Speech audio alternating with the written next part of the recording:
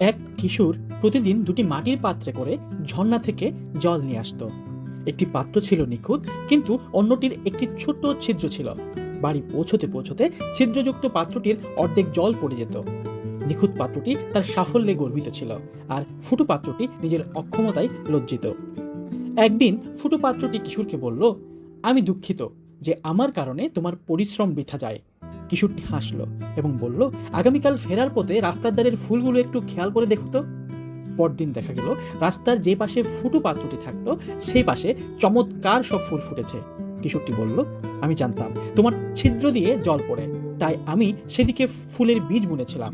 তোমার ওই ছিদ্রটুকুর কারণেই আজ রাস্তায় এত সুন্দর ফুল ফুটেছে। এই গল্পটি আমাদের খুব সুন্দর একটি শিক্ষা দেয়। আমাদের প্রত্যেকেরই কিছু সীমাবদ্ধতা থাকে, কিন্তু সেই সীমাবদ্ধতাকে কাজে লাগিয়েও জগতের কল্যাণ করা সম্ভব। নিজেকে কখনো তুচ্ছ ভাবা যাবে না।